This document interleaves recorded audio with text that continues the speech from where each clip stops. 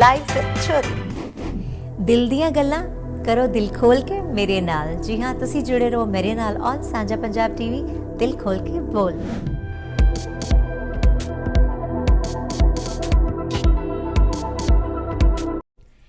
नमस्कार, आदाब, सलाम, सत श्री अकाल। मैं हूं आपकी दोस्त और होस्ट ज्योति और आप जुड़ चुके हैं मेरे साथ ऑन साझा Punjab TV, Facebook live and TV live. और बाद में ये आप जो हमारा प्रोग्राम है आप यूट्यूब पर भी वॉच कर सकते हैं अगर आपने कुछ भी मिस किया होगा तो।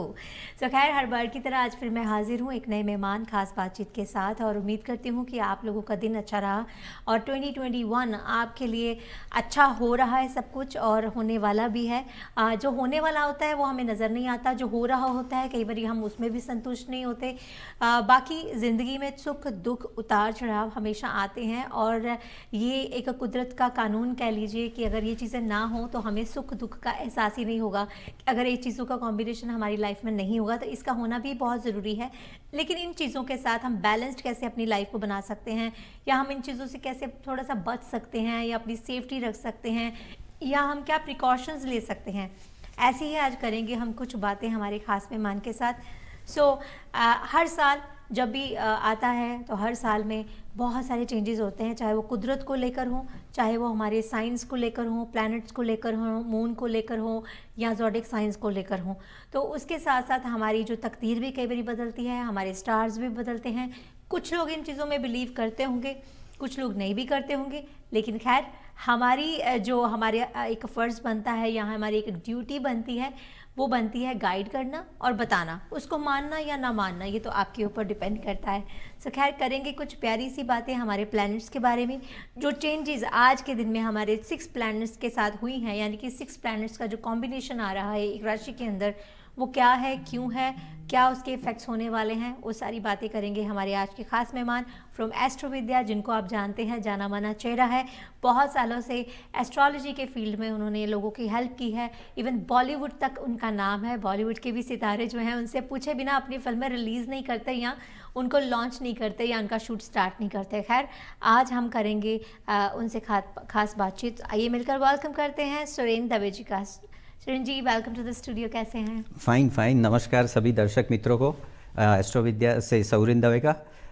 आज बहुत ही अच्छा मौसम है और बहुत ही अच्छा माहौल है, तो ये चर्चा जो आप बता रहे हो 6 प्लैनेट कॉम्बिनेशंस की, तो वो हम सभी दर्शक मित्रों को ये बताएंगे आज। बिल्कुल, और आपको हैप्पी न्यू ईयर, क्योंकि हमारा नए साल का ये आज पहला शो है। हाँ, right. Happy new year to everyone. जो आज साझा पंजाब की ओर से सभी दर्शक मित्र जो देख रहे हैं वो सभी को हैप्पी न्यू ईयर हमारी तरफ से। और आप बताएं आपका कैसा रहा नया साल, नए साल की शुरुआत कैसी रही? नए साल बहुत ही अच्छा रहा। अभी वैक्सीन भी आ गई है तो अभी थोड़ा थोड़ा रिस्ट्रिक्शन भी कम हो रहा है। हाँ, तो धीरे धीरे अभी माहौल अच्छा होने लगेगा।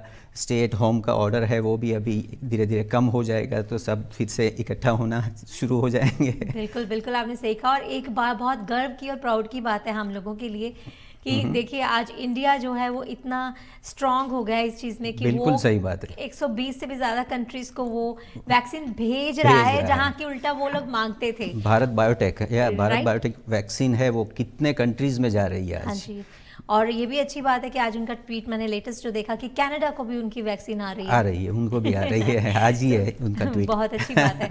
सो देखिए कुछ ना कुछ तो अच्छा हो रहा है ना नए साल में, है ना? डेफिनेटली हो रहा है। जो थॉट पॉजिटिव रखें तो, है ना? करेक्ट, सही। तो अगर सुरेन जी बात आती है ग्रहों पर कि नए साल के साथ नए जो ग्रह एंटर होते हैं, कुछ जाते हैं कुछ आते हैं, कोई किसी राशि में जाता है कोई किसी राशि में जाता है, घर बदलते रहते हैं हमारे ग्रह भी ना, वो संतुष्ट नहीं होते एक जगह से, जैसे इंसान संतुष्ट नहीं होता है ना। राइट। सो क्या एक्चुअल में सच्ची में ये इफेक्ट होता है राशियों पर जब ग्रह बदलते हैं? ऐसी ज्योति जी, मैं आज सभी दर्शक मित्रों को बताना चाहूँगा कि जब भी प्लानिटरी सिचुएशंस बदलती है, जैसे कि शनि किसी का चंद्र राशि के ऊपर से जाता है तो उनको बोलते हैं कि एक छोटी पनौती होती है, बड़ी पनौती आती है, तो इनकी इफ़ेक्ट ऑलवेज होती है। सभी जिन जन्म कुंडली में उसकी इफ़ेक्ट अच्छे तरीके से होती है, कोई जन्म कुंडली में उसकी खराब तरीके से होती है। लेकिन अब देखने जाओ तो आज की ही बात करो आप, अब हम चर्चा करें। हाँ, तो आज 6 प्लैनेट्स है वो एक ही राशि में इकट्ठा हो गए हैं। अभी आप देखने जाओ तो ये पिछले साल जनवरी 2020 से ये शनि ग्रह है वो धन से मकर राशि में आ गया। नवंबर में गुरु मकर राशि में आ गया। फिर जनवरी हमारी मकर संक्रांति थी, लोहड़ी थी, उस टाइम पे सूर्य मकर राशि में आ गया। फिर 28 जनवरी को शुक्र मकर राशि में आ गया और आज की तारीख में चंद्र भी मकर राशि में आ गया। तो सभी इकट्ठा, इवन बुध भी वहां पर मकर राशि में है। तो मुझे ये समझ नहीं आ रहा कि सारे मकर के पीछे क्यों पड़े हैं।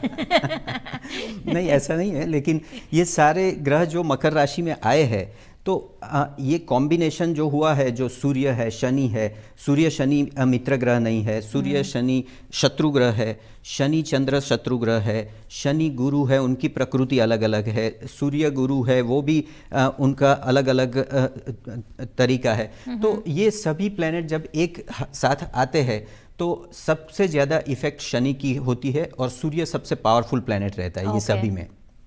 अभी हम बताने जाए तो ये प्लैनेट से वो कब तक यहाँ इस हाउस में रहने वाले हैं वो पहले चर्चा करते हैं और बाद में सारी चर्चा करेंगे इसकी इफेक्ट्स भी क्या होती है वो। बिल्कुल। तो सबसे पहले ये जो इकट्ठा हुए हैं 6 प्लैनेट्स, सूर्य, शनि, बुध, शुक्र, गुरु और चंद्र, उसमें से चंद्र ग्रह है वो कल एंटर हुआ है, लेकिन चंद्र ग्रह सबसे फास्ट मूविंग प्लैनेट है तो वो 2 दिन ही रहने वाला है मकर में और फिर कुंभ में चला जाएगा।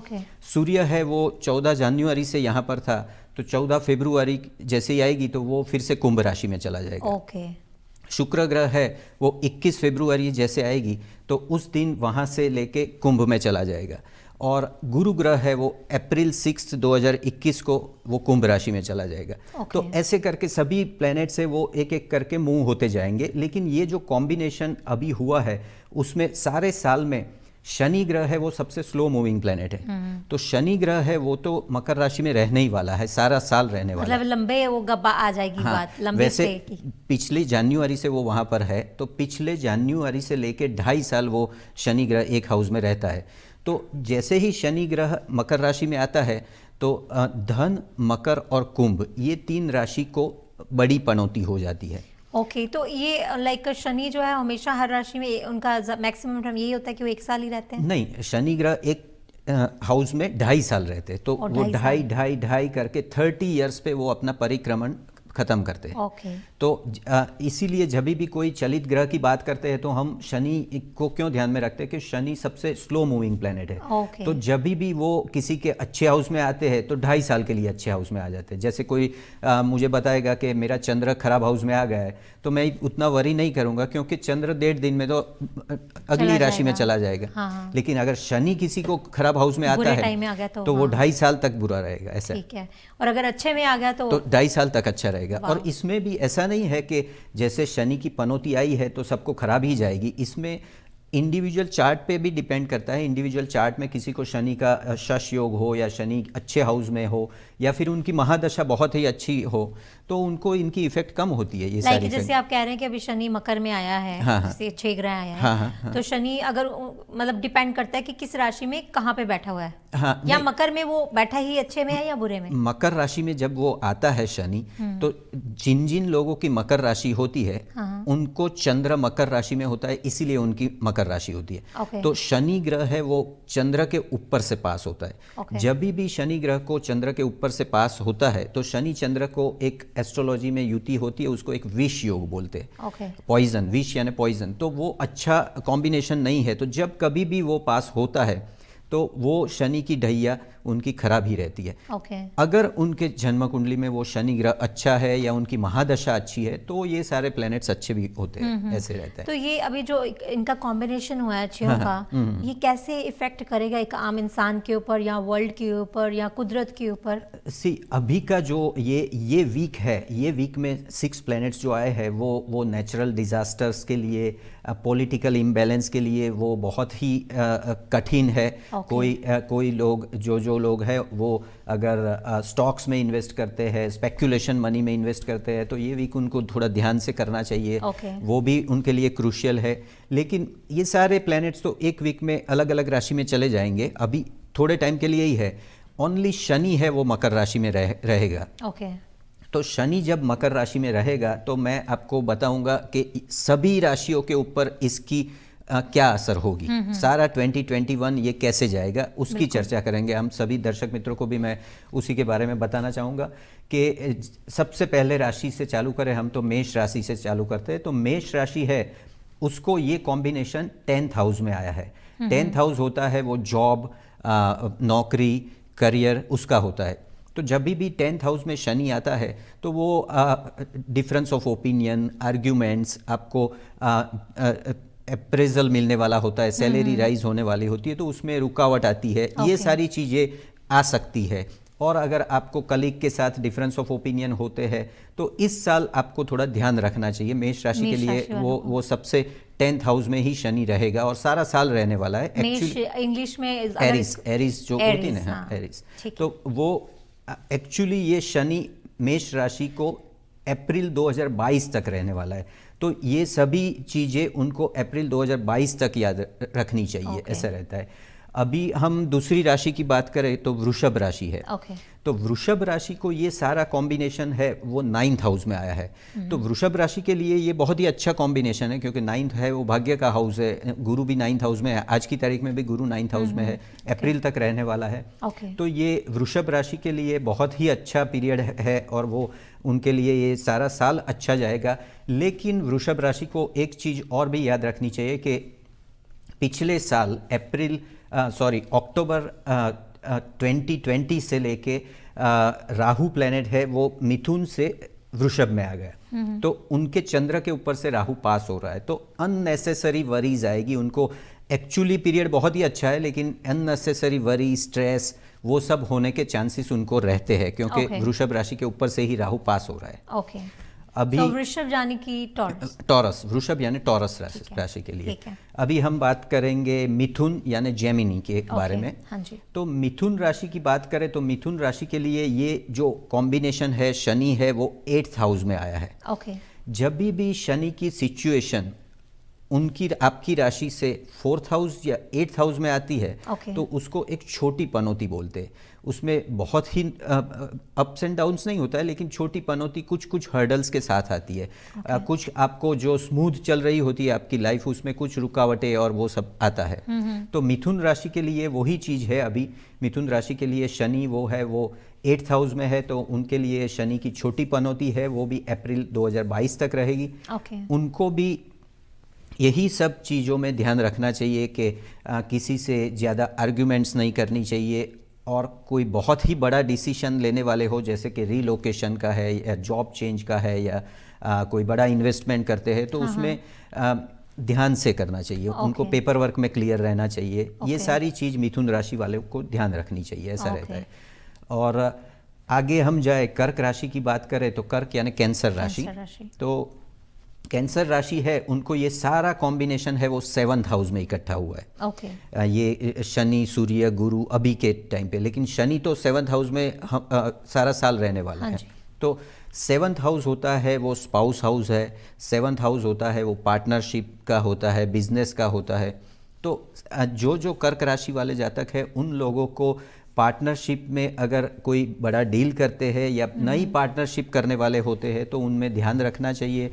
स्पाउस के साथ डिफरेंस ऑफ ओपिनियन ना हो, आर्ग्यूमेंट्स ना हो, उनका भी ध्यान रखना चाहिए, क्योंकि ये सारा साल उनको 7th हाउस में ही शनि रहने वाला है। तो ये सिचुएशंस उनको पहले से ही ध्यान रखनी चाहिए। एस्ट्रोलॉजी जैसे है उसको गाइड की तरह यूज़ करोगे तो वो आपको अच्छा मार्ग दिखाएगा, अच्छी दिशा दिखाएगी, ऐसा रहता है। सो कर्क राशि वाले जो है वो पंगा ना लें अपनी बीवी से, उसको मना के रखें, थोड़ा बटरिंग करके रखें। फिर भी होगा क्योंकि शनि ट्राई कीजिए अवॉइड करने का, क्योंकि इल्जाम जो है वो सारा आपके ऊपर ही आने वाला है अगर बीवी से पंगा हो गया तो। सही बात है। अगर हम अभी नेक्स्ट जाते हैं सिंह राशि के बारे में बात करते हैं। सिंह यानी लियो। तो सिंह राशि के लिए ये सारा कॉम्बिनेशन है वो 6th हाउस में इकट्ठा हुआ है, और शनि है वो 6th हाउस में आया है। 6th हाउस में शनि अच्छा माना जाता है। 4th 8th में ही वो छोटी पनौती होती है उनकी। तो 6th हाउस में शनि भी अच्छा है। तो शनि की पोजीशन 6th हाउस में आने से उनको ये सारा साल अच्छा रहेगा। शनि के कारण जो पिछले साल उनको जो भी तकलीफ़ें हुई थी वो सारी अभी बेटर होने जा रही है। तो उनके लिए सिंह राशि के लिए ये सारा साल अच्छा है। और मैं अपने दर्शकों से भी ये कहना चाहूँगी कि अगर किसी भी तरह का कोई सवाल आप पूछना चाहते हैं, आपके मन में कोई भी क्वेश्चन है ग्रहों को लेकर, अपनी राशि को लेकर, या कोई भी घर में प्रॉब्लम चल रही है बच्चों के साथ या आपके साथ, तो आप अगर एस्ट्रोलॉजी में बिलीव करते हैं तो आप ज़रूर हमें कमेंट करें। हमारा जो लाइव चल रहा है उस पर भी आप सवाल भेज सकते हैं हमें, और उसको हम डिस्कस कर सकते हैं प्रोग्राम के अंदर। और अगर आप नहीं भेज सकते तो आप इनबॉक्स भी हमें कर सकते हैं, या फिर सुरेंद्र जी से भी रब्ता कायम कर सकते हैं। उनका नंबर जो स्क्रीन पर शो अप हो रहा है, मेरा नंबर भी शो अप हो रहा है, मुझे भी आप मैसेज कर सकते हैं और मैं सुरेंद्र जी तक आपके जो सवाल है पहुँचा सकती हूँ, या फिर हम नेक्स्ट एपिसोड्स में उन सवालों को डिस्कस कर सकते हैं। तो ज़रूर हमारे साथ शेयर कीजिए, क्योंकि आपकी फ़ीडबैक जो है हमारे लिए बहुत ज़रूरी है।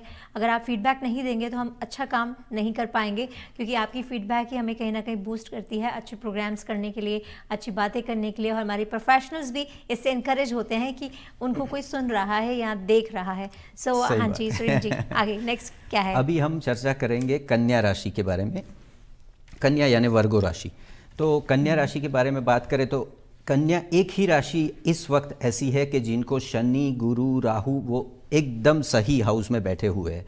जो शनि और गुरु है वो इस वक्त उनके ट्राइन हाउस में यानी 5th हाउस में बैठे हैं, और जो राहु है वो उनके 9th हाउस में बैठा है। तो कन्या राशि के लिए ये साल सबसे अच्छा रहेगा। पिछले कई सालों से उनको जो भी रुकावटें आई थी, प्रमोशन में हो या हेल्थ में हो या वेल्थ में हो या कुछ भी चीज़ें उनकी काम बन नहीं रहा था, स्टूडेंट्स अगर हो तो उनके एग्ज़ाम्स में कुछ तकलीफ़ें आती हो, तो वो लोगों के लिए ये साल सबसे अच्छा साबित होगा, क्योंकि कन्या राशि के लिए ये तीनों प्लैनेट है वो बहुत ही अच्छे हाउस में आ चुके हैं। थैंक्स टू गॉड कि कन्या वालों का थोड़ा अच्छा खबर आया है। अभी हम जाते हैं तुला राशि के ऊपर। तो तुला राशि की बात करें तो तुला राशि में अगेन ये शनि ग्रह है वो 4th हाउस में आ गया है। और मैंने पहले भी बताया था कि 4th हाउस में जब भी शनि आता है 4th और 8th में, तो वो छोटी पनौती होती है। हाँ जी। तो तुला राशि के जातक के लिए ये छोटी पनौती है, और वो छोटी पनौती 2022 अप्रैल तक रहने वाली है। आपको इसमें 4th हाउस में ये शनि बैठा हुआ है, तो 4th हाउस है एजुकेशन का है, फिर माता का है, फिर नेम फेम का है। तो ये सभी चीज़ों में आपको, और फैमिली के रिलेटेड भी है, तो ये सभी में आपको ध्यान रखना चाहिए। माता के प्रति भी, उनकी भी हेल्थ में ध्यान रखना चाहिए आपको। स्टूडेंट्स है तो एजुकेशंस में भी उनको ध्यान रखना चाहिए। इस वक्त पढ़ाई में ज़्यादा ध्यान रखना चाहिए, और थोड़ी अड़चन आती रहे तो भी आपको हार नहीं माननी चाहिए, क्योंकि ये पनौती सिर्फ यही साल है, छोटी पनौती है वो भी, तो इतनी इफेक्ट नहीं करेगी ये, ऐसा रहता है। ओके, तो ओवरऑल लाइक अभी और राशियां हैं थोड़ी सी बाकी, अभी और भी है। तो एंड में हम लोग बात करेंगे कि ओवरऑल मिलाकर कौन सी राशि के लिए सबसे अच्छा रहेगा। राइट।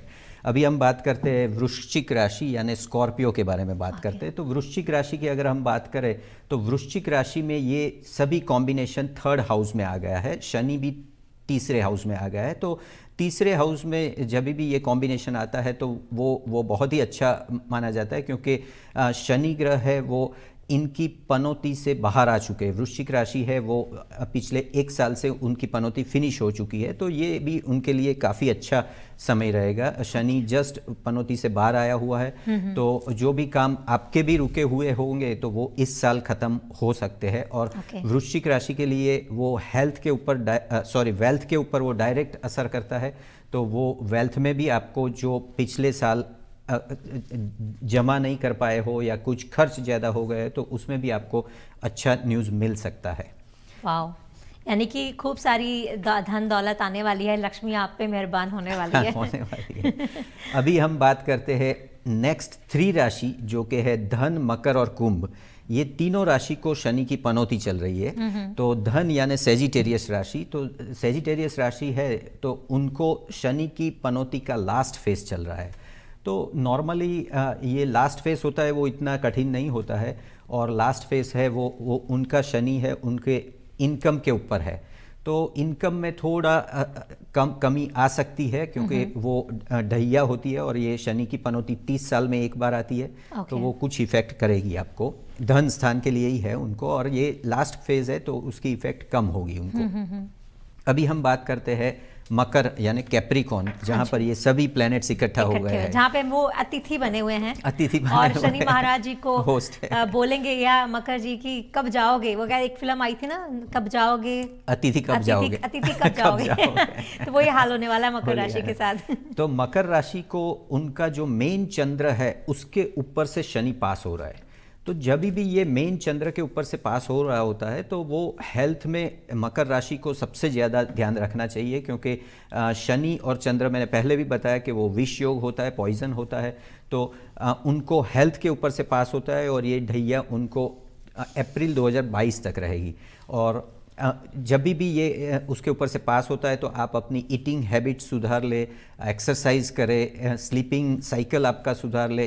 ऐसा करने से आपका हेल्थ अच्छा रहेगा और ये पनौती में आपको उसकी इफेक्ट कम लगेगी। ऐसा रहता है। अगर कुंभ राशि की बात करें, एक्वेरियस कुंभ यानी, तो कुंभ राशि है, उसको शनि की पनौती का फर्स्ट फेज चालू हुआ है, वो पिछले साल से चालू हो गया है। जनवरी 2020 से ये 2.5 साल के लिए शनि मकर में जब आया तब से लेके इनको शनि की ढैया का पहला फेज चालू हो गया है। उनको ये एक्सपेंस के हाउस में आया है कुंभ राशि को। तो एक्सपेंस के हाउस में जब भी शनि आता है तो आपकी इनकम को कोई असर नहीं होता, इनकम इतनी की इतनी रहती है, लेकिन एक्सपेंस है वो डबल हो जाता है, अनएक्सपेक्टेड एक्सपेंस आ जाते हैं, आपने कुछ सोचा भी नहीं हो वैसा एक्सपेंस आ जाता है और आपको इनकम दिखाई नहीं देती है। तो वो चीज़ उनको शुरू है, अभी भी चालू है, और वो 1.5 साल तक और भी रहेगी ये ढैया में, 2022 अप्रैल तक उनको भी ये रहेगी। और अगर हम लास्ट राशि मीन के बारे में बात करें, पाइसिस के बारे में, तो मीन राशि को ये सारा सिचुएशन है वो 11th हाउस में आया है। तो 11th हाउस वो लाभ स्थान बोलते हैं, बहुत ही अच्छा मीन राशि के लिए है। और उनको जो राहु की पोजीशन है वो भी 3rd हाउस में आई है, तो राहु भी उनका बहुत ही पावरफुल हाउस में आया है। तो मीन राशि के लिए भी ये साल बहुत ही अच्छा जाएगा। मीन राशि को भी जो पिछले साल में कुछ भी कमियां हो, अगर वो लोगों को कुछ काम रुका हुआ था, वो सारी चीज़ें इस साल आपकी सब कुछ मनोकामनाएं वो सब पूरी हो सकती है, क्योंकि शनि भी अच्छे हाउस में आया है और राहु भी अच्छे हाउस में आया है। तो अगर हम कुल मिला के देखें तो कन्या और मीन ये दोनों राशि है, वो दोनों को ये साल सबसे अच्छा जाने वाला है। लाइक ये बोनस मिलने वाला बोनस मिलने वाला जो परेशानियां लास्ट ईयर में आई हैं तो वो सारी दूर हो जाएंगी जब उनको बोनस मिलेगा। ऐसे लाइक खुशी का माहौल आ जाएगा। 2021 जो है वो मीन और कन्या के लिए बहुत खूबसूरत अच्छा और बेहतरीन रहेगा। सो गुड न्यूज़ फॉर कन्या एंड मीन राशि। और वृषभ और मकर राशि को हेल्थ के लिए ध्यान रखना है, और मिथुन, तुला और धन, मकर, कुंभ ये सभी राशियों को बड़ी पनौती और छोटी पनौती है, तो उनको शनि के कारण थोड़े अप्स एंड डाउन्स आएंगे, लेकिन वो भी आपकी राशि में शनि अगर अच्छा है तो वो अच्छा भी हो सकता है, और आपकी महादशा भी अगर आपकी जन्म कुंडली के हिसाब से अच्छी जा रही हो तो वो भी अच्छा होता है उनको। तो वो दोनों तरफ से हो सकता है ये शनि की पनौती। अगर देखा जाए पूरे वर्ल्ड के ऊपर इसका क्या असर होगा? वर्ल्ड के ऊपर ये जो कॉम्बिनेशन हुआ है शनि सूर्य, वो अच्छा कॉम्बिनेशन नहीं है, वो शत्रु ग्रह है। शनि चंद्र भी शत्रु ग्रह है, शनि गुरु भी ऑपोजिट कैरेक्टर ग्रह है। जैसे शनि जहाँ बैठता है वहाँ उसकी दृष्टि खराब होती है, गुरु की दृष्टि अच्छी होती है, तो वो विपरीत दोनों प्लेनेट है। तो ये कुल मिला के आप देखो तो सारे वर्ल्ड में इकोनॉमी पर भी असर हो सकती है, नेचुरल डिजास्टर पे असर हो सकती है, पॉलिटिकल डिसीशंस स्ट्रांगली कुछ हो सकते हैं, ये सारी चीज़ें होने का चांसेस ज़्यादा है। और जो कि ऑलरेडी काफ़ी चल भी रहा है हमारे आसपास। अभी चल भी रहा है। अभी रिसेंटली देखिए जो चमोली में हुआ है, वहाँ पर ग्लेशियर जो हुआ, ग्लेशियर वो है, वो उसी ये 2-3 दिन में ही हुआ है। ये सारी चीज़ें कह लीजिए 2 दिन पहले ही हुआ है ना, तो वो भी कुदरत का प्रकोप है हमारे ऊपर। तो कहीं ना कहीं नेचर हमारे से बहुत ज़्यादा नाराज़ है और ज़रूरत है उसको भी मनाने की। और जो हमारे आसपास पॉलिटिकली हो रहा है या आम लोगों के बीच में भी जो हादसे या जो प्रोटेस्ट जो भी चल रहा है, वो भी कहीं ना कहीं ये सारे प्लैनेट्स का हेरफेर है, जो लिखा है उनका असर ही है ये। सो अब सुनील जी, लेकिन हम लोग जैसे कुछ लोग, जरूरी नहीं है कि हर कोई इस चीज़ों को माने, एस्ट्रोलॉजी को माने। स्पेशली जो हमारे यंगस्टर्स हैं, जो हमारे आज के बच्चे हैं, इवन मेरे अपने बच्चे भी हैं, लाइक वो लोग बिलीव नहीं करते। लेकिन जब उनके साथ कुछ ऐसा होता है, क्यों? क्योंकि हमारे पूर्वजों ने या हमारे माँ बाप ने इन चीज़ों को बहुत फॉलो अप किया है, और इसलिए हम लोग बिलीव करते हैं कि सही वाकई है। इन चीज़ों में चलो अगर 100% नहीं तो 50% तो सही है। सही है। तो उनको कैसे बिलीव करवाएं? मैं आपको बताना चाहूँगा कि नॉर्मली जब तक सभी कुछ सही चलता है तब तक कोई बिलीव नहीं करता है। मैंने देखा है कि लाइफ में जब कभी भी किसी की शनि की पनौती आती है तब जाके वो बिलीव करने लगते हैं, और तब जाके उनको यकीन होता है कि ये सब चीज़ें है। ये साइंटिफिकली है, ये साइंस है, ये सारा ये वैदिक एस्ट्रोलॉजी वो एंशियंट साइंस है। तो नॉर्मली अब जब भी अभी के बच्चे होते हैं, जब तक सब कुछ सही चलता है तब तक वो बिलीव नहीं करते, लेकिन उनको पता चलता है, और जब उनको पता चलता है कि ये शनि की पनौती चल रही थी और उसी वक्त ये हुआ, तो वो कोरिलेशन से भी उनको आइडिया आता है कि नहीं ये कुछ साइंस है ऐसा, और फिर वो बिलीव करने लगते हैं। मैंने देखा है यहाँ कैनेडियन भी कितने सारे लोग, अमेरिकन्स भी कितने सारे लोग जो बच्चे हैं जो इंडियन रूट से जिनके, वो अभी बिलीव करने लगे। बहुत सारे बच्चे वो स्ट्रांगली बिलीव करते हैं, एक एक चीज़ वो एस्ट्रोलॉजी के हिसाब से करते हैं। आई थिंक ज़रूरत है उन लोगों को थोड़ा सा बेसिक से समझाने की ये चीज़ है क्या, साइंटिफिकली समझाने की, क्योंकि आई थिंक कहीं ना कहीं उन लोगों के अंदर ये डाउट भी कहीं ना कहीं से पैदा किया गया कि ये चीज़ें नहीं होती, ये दिखावा है, ये पखंड है। तो उन लोगों को अगर हम बेसिक्स चीज़ें इनकी समझाएंगे कि एक्चुअल में ये चीज़ें कैसे वर्कआउट करती हैं और क्या है, तो शायद वो लोग अंडरस्टैंड कर सकें। बिल्कुल सही बात है आपकी। तो बेशक हम लोग मॉडर्न हो गए हैं, लेकिन जो हमारी कह लीजिए पुराने जो ग्रंथ हैं या पुरानी जो बातें हैं वो कहीं ना कहीं सही हैं, इसीलिए वो लिखी गई हैं, और आज भी उनको हम लोगों में से कुछ लोग फॉलो कर रहे हैं, कुछ लोग नहीं कर रहे। बाकी जैसे बताया सृजन जी ने भी कि ग्रहों के साथ हमारे हर दिन, हर रोज़, हर साल, हर महीना हमारे जो रहन सहन है या उसमें पर्सनालिटी में भी हमारे बदलाव आता है, हमारे कामकाज में बदलाव आता है, हमारे रिश्तों में भी बदलाव आता है। लेकिन अगर हमें पता हो कि ये साल हमारे लिए अच्छा नहीं है, पार्टनरशिप वाइज या स्पाउस वाइज या फैमिली वाइज या बिजनेस वाइज, हमें क्या प्रिकॉशंस लेनी चाहिए। हो सकता है वो काम वैसा ही हमारे लिए मुश्किल होगा, हमारे लिए वैसे ही अड़चनें आएंगी, लेकिन हो सकता है कि उसके प्रभाव को हम कम कर सकें अगर हमें पता होगा पहले से ही। हो सकता है हम मेंटली प्रिपेयर्ड हो जाएं उस काम के लिए, हमें पता होगा कि ये साल मेरे बिजनेस के लिए अच्छा नहीं है या पार्टनरशिप के लिए अच्छा नहीं है, तो हम जो भी काम करेंगे उसको सतर्क रहकर हम लोग उसको अलर्ट रहकर करेंगे। हम लोग ये कि बिंदास होकर नहीं करेंगे, जो होगा देखा जाएगा, इस तरह से नहीं करेंगे। हम लोग उसमें थोड़ा सा कह लीजिए ना कि दूध का जला छाछ भी फूक फूक के पीता है। तो जब ये चीज़ें पता हो तो हम हर चीज़ को देखभाल के समझ के हम लोग करेंगे। तो ये एस्ट्रोलॉजी जो है वो इसी के लिए है। ज़रूरी नहीं है हमारी वो प्रॉब्लम सॉल्व हो जाए, आई थिंक, लेकिन ये है कि हमें प्रिकॉशंस संभलना सिखा देती है एस्ट्रोलॉजी। एस्ट्रोलॉजी को गाइड की तरह यूज़ करना चाहिए, तो वो एक आपको दिशा दिखाएगी। अगर आप गाइड की तरह, आपको जब पता है कि जब बारिश हो रही है तो छाता लेके जाओ, बिल्कुल, तो आप कम भीगोगे, तो वो एक दिशा देती है, वो दिशा को फॉलो करो। अगर आपको पता है कि आपका टाइम अभी खराब है तो बैक ऑफ हो जाओ, और अगर आपको पता है कि आपका टाइम अच्छा ही है तो थोड़ा रिस्क लेके भी आप आगे जा सकते हो। तो ये सारी चीज़ें एस्ट्रोलॉजिकली हेल्प होती है ये बिल्कुल। तो अगर सृजन जी, अब जैसे हमने पहले बताया कि वास्तु में के भी आप हमेशा टिप्स दे के जाते हैं और वास्तु के बारे में आप हमेशा बहुत अच्छा बताते हैं। तो अगर आज हम बात करें घरों की शेप्स अलग अलग होती हैं। कोई घर कॉर्नर में होता है, कोई सेंटर्ड में होता है। तो हर घर की आई थिंक जो डोर होती है उसकी डायरेक्शन भी डिफरेंट होती है। नेचुरली उसमें जो लाइट आ रही है या सन जहाँ से आ रहा है वो डिफरेंट डायरेक्शन से आ रहा है। तो थोड़ा सा उसके बारे में बताइए कि घरों की जो शेप्स हैं वो किस तरह से हमारी ज़िंदगी पर इफ़ेक्ट करती हैं। तो ज्योति जी, इसमें क्या होता है कि जब भी हम घर की वास्तुशास्त्र में घर की बात करते हैं, कोई भी वास्तुशास्त्र के हिसाब से कोई भी प्लॉट की बात करते हैं, सबसे पहले उनका प्लॉट देखा जाता है, घर से भी पहले कि प्लॉट क्या है उनका।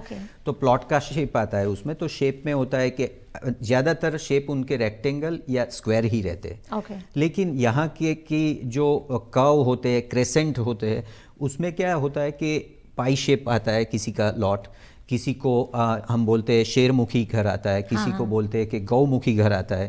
तो ये अलग अलग शेप होते हैं। तो उसमें ऐसा नहीं है कि सभी शेरमुखी घर खराब है या सभी गौमुखी घर अच्छे, ऐसा भी नहीं होता है। उसमें भी हम देखते हैं कि जो एक्सटेंशन होता है उनका वो किस दिशा में हुआ है, किस खंड में हुआ है, किस पद पे हुआ है, उस हिसाब से हम देख के बताते हैं कि ये वास्तुशास्त्र के हिसाब से ये अच्छा प्लॉट है कि बुरा प्लॉट है। जैसे हम एक एग्जांपल मैं दूं कि मैंने पहले भी बताया था कि हर एक दिशा वो एक ग्रह बताती है, जैसे साउथ वेस्ट है राहु की, वेस्ट शनि की, ऐसे करके 12 ग्रह है अलग अलग। अगर किसी को साउथ वेस्ट में एक्सटेंशन आता है तो उसमें राहु का पोर्शन ज़्यादा आता है, क्योंकि साउथ वेस्ट एक्सटेंडेड है ऐसे। तो जब भी राहु का पोर्शन ज़्यादा आता है तो हम जब डिवाइड करते हैं तो राहु का वर्चस्व उस पर ज़्यादा रहेगा, क्योंकि वो प्लॉट पे राहु का ही इफेक्ट ज़्यादा है। तो वो उसमें उस हिसाब से उसमें नेगेटिविटी भी हो सकती है उस टाइप के प्लॉट में। तो ये सारी चीज़ें हम देखते हैं। कभी कभी मैं आपको बताऊं कि जो कॉर्नर हाउस होते हैं, लोग कॉर्नर हाउस प्रीफर करते हैं, लेकिन कॉर्नर हाउस में भी बहुत चीज़ें देखनी पड़ती है। कभी कभी आप देखोगे कि कोई लोग है नॉर्थ का कॉर्नर हाउस लेते हैं, नॉर्थ ईस्ट का कॉर्नर हाउस लेते हैं, लेकिन जब भी आप नॉर्थ ईस्ट या नॉर्थ का कॉर्नर हाउस लेते हो तो आप देखोगे कि जो पेवमेंट होगा वो टर्न वो नॉर्थ ईस्ट की साइड पे से ही होता होगा, और वहाँ पर कटआउट होगा उनको। जो वॉकवे होता है वो वॉकवे वो राउंड होके वहाँ पर कटआउट होगा, या फिर उनकी फेंस वहाँ से नॉर्थ ईस्ट साइड पे कटआउट हो सकता है उनका। तो ये चीज़ इवन दो उनका नॉर्थ ईस्ट की या नॉर्थ की एंट्री रहती है, फिर भी वो अच्छा नहीं माना जाता है। कभी कभी लोग ऐसा समझते हैं कि मैंने नॉर्थ का घर लिया है या नॉर्थ ईस्ट का घर है तो मेरा अच्छा है, हाँ, और साउथ का घर है या साउथ वेस्ट का घर है तो खराब है। ऐसा नहीं होता है। साउथ में भी एक द्वार है जो कि उसको बोलते हैं हम गृहशत द्वार।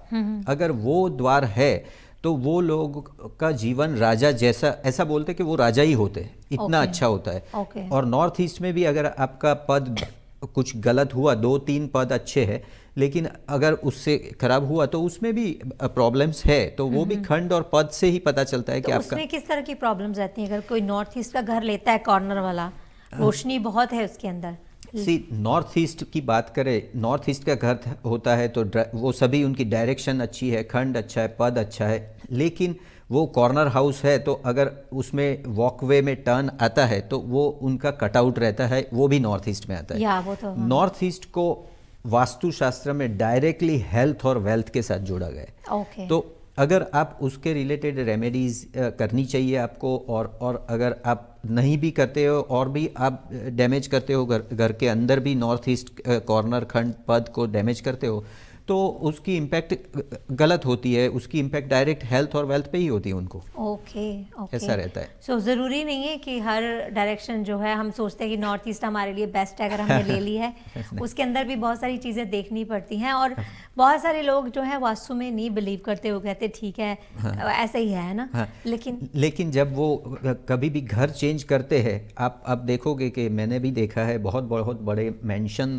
भी है, वो लोगों ने भी बहुत सारे चेंजेस वास्तुशास्त्र के हिसाब से किए हुए हैं। कभी कभी कोई लोग नहीं भी मानते हैं, लेकिन जब वो नए घर में जाते हैं और उनको इम्पैक्ट उस हिसाब से होता है, अच्छा या बुरा, तब उनको पता चलता है कि नहीं, जमीन है उसका भी एक वास्तु होता है। जैसे हमारी हर एक लोगों की कुंडली है होती है जन्म कुंडली, वैसे हाउस है वो जन्म कुंडली है, वो वास्तुशास्त्र है वो हाउस का जन्म कुंडली है, ऐसा होता है। इसीलिए मुझे इससे याद आ रहा है कि इंडिया में जब बैक होम हमारे पेरेंट्स घर बनवाते थे, वहाँ चलन यही है, आज भी यही है कि अपनी कोठी बनवानी है, खुद कंस्ट्रक्शन करवानी है सामने रहकर। तो जब उसकी नींव रखी जाती थी, उसको खोदा जाता था, तो पहले उसमें कलश रखते थे, उसकी प्रॉपर पूजा की जाती थी, जो कि हमारे यहाँ पर नहीं होती। यहाँ पर हमें बिल्डर हाउस मिल जाते हैं बने बनाए, हम जाते नहीं है, बुक करवा देते हैं, जब बन जाता है तब हम जाते हैं, या फिर हम बना हुआ ले लेते हैं। हमें नहीं पता वो जमीन कैसी थी, वहाँ क्या पहले था नहीं था, उसका पूजन नहीं किया गया होता जमीन का, है ना। इवन आप देखोगे, पंजाब की बात की है आपने, पंजाब लो या गुजरात लो या बिहार, सारे इंडिया के कोई भी पुराने घर ले लो आप जो फार्म होते हैं, खेडूत होते हैं, उनके भी घर देखोगे तो वो लोग चारों तरफ घर होंगे और बीच में खुला होगा, और बीच में ही उनका नल होगा, फॉसेट होगा जहाँ पानी होगा, ऐसे। तो ये पहले के ज़माने से उनको पता है कि बीच का जो कॉर्नर है वो वास्तुशास्त्र का पेट है, वहाँ पर पानी होना चाहिए, वो खुला होना चाहिए, वहाँ ब्राइट होना चाहिए, ताकि सारी फैमिली है वो जुड़ी रहे, एक दूसरे से इम्पैक्ट रहे। तो ये पहले से ही ये वास्तुशास्त्र में उनके दिमाग में था ही, और उसी हिसाब से वो लोग वास्तु के हिसाब से ही वो बनते जा रहे थे। लेकिन अभी मॉडर्न ज़माना आता गया और उसमें चेंजेस आते गए, कुछ रिस्ट्रिक्शंस आते गए कंस्ट्रक्शन के हिसाब से, तो उसमें थोड़े चेंजेस करने लगे, और उनका इम्पैक्ट वास्तुशास्त्र के हिसाब से जो भी फैमिली वो घर में जाते हैं रहने, उसके ऊपर पड़ता है। ओके, सो लाइक इसमें हम ये नहीं कह सकते कि कौन सी घर की डायरेक्शन या शेप हमारे लिए बेस्ट हो सकती है। हर डायरेक्शन, हर शेप में कुछ ना कुछ प्रॉब्लम ज़रूर होती हैं। जहाँ पॉजिटिव हो वहाँ नेगेटिव भी ज़रूर उनके साथ होते हैं। जिस तरह से हमारी ज़िंदगी है कि हमारी ज़िंदगी में अच्छाइयाँ भी हैं और बुराइयाँ भी हैं, अच्छी न्यूज़ भी आती है, बैड न्यूज़ भी आती है। सो कोई भी इंसान, कोई भी जगह, कोई भी चीज़ जो है वो 101% परफेक्ट नहीं होती, उसको करना पड़ता है। इसी तरह से घर की शेप्स भी अगर आप लेते हैं या आप बेस्ट सोच के लेते हैं कि ये मुख्य द्वार मेरे लिए अच्छा होगा इस डायरेक्शन का, या ये घर मेरे लिए अच्छा होगा, लेकिन उसको ज़रूर एक बार आप वास्तु के हिसाब से भी देखें या दिखाएं। और सुरेंद्र जी से भी आप राब्ता कायम कर सकते हैं। तो सुरेंद्र जी, जाने से पहले आप क्या कहना चाहेंगे हमारे दर्शकों को? मैं सभी दर्शक मित्रों को बताना चाहूँगा कि आपको कोई भी एस्ट्रोलॉजी या वास्तुशास्त्र के रिलेटेड कोई भी क्वेश्चन है, क्वेरी है, कोई पूछना है, तो आप कभी भी मेरे सेल नंबर पे फ़ोन कर सकते हो। मेरा नंबर है 6474030063। और अभी के टाइम में आप सेफ़ रहे, घर पे रहे, ज़रूरत नहीं हो तो आप बाहर ना निकले और सभी प्रिकॉशंस के साथ ही रहे। बहुत बहुत धन्यवाद आपका सुरेंद्र जी, हमेशा आप आते हैं और इतनी अच्छी जानकारी हमारे साथ शेयर करके जाते हैं। सो आगे आने वाले एपिसोड में हम लोग ज़रूर डिस्कस करेंगे और ये जो अपडेट है हम लोग ज़रूर अपने पेज पर डालेंगे कि क्या नया टॉपिक हम नेक्स्ट एपिसोड में आपके लिए लेकर आने वाले हैं। आप बस जुड़े रहें हमारे साथ और हमें फॉलो करते रहें। सुरेंद्र जी को फॉलो करें, कोई भी सवाल जवाब है तो आप इनसे डायरेक्टली कर सकते हैं। तो Surendra ji, thank you so much again. You welcome. सभी दर्शक मित्रों को भी मेरा नमस्कार। अगले एपिसोड में कोई नए टॉपिक के साथ हम लोग आएंगे। आपको भी कोई क्वेश्चन हो तो आप स्टूडियो के नंबर पर भी बता सकते हो, मेरे नंबर पे भी बता सकते हो। अगर आपको जो भी क्वेश्चन क्वेरी है वो अगर इम्पोर्टेंट है और ऐसा है तो वो भी हम इसी माध्यम के ज़रिए आपसे डिस्कस कर सकते हैं और नेक्स्ट एपिसोड में कोई अच्छे टॉपिक के साथ फिर से जुड़ेंगे हम लोग। Thank you Surendra ji, thank you. You welcome. तो चलिए जी, मैं भी लेती हूँ आप लोगों से इजाज़त। ये लाइव जो हमारा चल रहा है फेसबुक और साझा पंजाब टीवी पर, उम्मीद करती हूँ आपको पसंद आया होगा। लेकिन आप टीवी पर तो कमेंट्स नहीं भेज सकते, लेकिन फेसबुक लाइव पर आप अपने कमेंट्स ज़रूर हमें साथों साथ भेज सकते हैं, या कोई सवाल है आपके मन में वो भी भेज सकते हैं। अगर आज आपने ये प्रोग्राम मिस किया है तो अगली बार नहीं कीजिएगा। अभी आपको पता चल गया है कि हम लोग हमेशा 2:15 अकॉर्डिंग टू कैनेडियन टाइम हम लोग आया करेंगे लाइव, और एवरी वीक सुरेंद्र जी की कोशिश करेंगे कि सुरेंद्र जी हमारे साथ शामिल हों और अपडेट्स हमें एस्ट्रोलॉजी के हिसाब से देते रहें वो। और आपके मन में अगर कोई सवाल है एस्ट्रोलॉजी को लेकर या वास्तु को लेकर तो आप ज़रूर हमें उसकी फीडबैक दें। साझा पंजाब टीवी हमेशा आपके लिए बेहतरीन खूबसूरत प्रोग्राम, एंटरटेनमेंट, न्यूज़ लाता रहेगा। बस आप अपना साथ नहीं छोड़ेगा, प्यार नहीं छोड़ेगा। हमारी दुआओं में आप सब हमेशा शामिल रहेंगे और हमारी जो कोशिश है आपको एंटरटेनमेंट देने की, एक पॉजिटिव एंटरटेनमेंट देने की, वो इसी तरह से जारी रहेगी। कोई भी सवाल है आपके मन में या आप हमारे चैनल के साथ एज ए गेस्ट जुड़ना चाहते हैं, एज ए स्पॉन्सर आप हमारे साथ जुड़ना चाहते हैं, क्योंकि हम आपको, आपके बिज़नेस को बहुत अच्छी तरह से वर्ल्ड वाइड प्रमोट कर सकते हैं, कमर्शियल्स आपके बना सकते हैं, तो उसके लिए ज़्यादा जानकारी हासिल करने के लिए आप मुझे कॉल कर सकते हैं। मेरा नंबर है 6478987769। बॉब दोसांझी का नंबर है 4164197777। जितने भी सोशल मीडिया हैंडल्स हैं आप उस पर हमें फॉलो करें, आप मुझे फॉलो करें। साझा पंजाब टीवी का ऐप है जो यूट्यूब चैनल है, उसको सब्सक्राइब करें, डाउनलोड करें और फॉलो करें हमें फॉर मोर अपडेट्स। सो खैर, रखें अपना बहुत सारा ध्यान, लें प्रिकॉशंस, क्योंकि कोविड अभी ख़त्म नहीं हुआ, ये अभी चल रहा है। सो इसलिए जितनी अपनी आप ध्यान रख सकें, अपनी केयर कर सकें, प्रिकॉशंस ले सकें, उतना आपके लिए अच्छा है। और उसके बाद अगर आप अच्छे हैं तो आपका परिवार भी अच्छा है। सो दीजिए इजाज़त अपनी होस्ट और दोस्त ज्योति को। वापस फिर हाजिर होंगे एक नए मेहमान के साथ। रखें बहुत सारा ध्यान आप सबको। मेरी तरफ से प्यार, सत्कार भरी सत श्री अकाल, नमस्कार, आदाब, सलाम।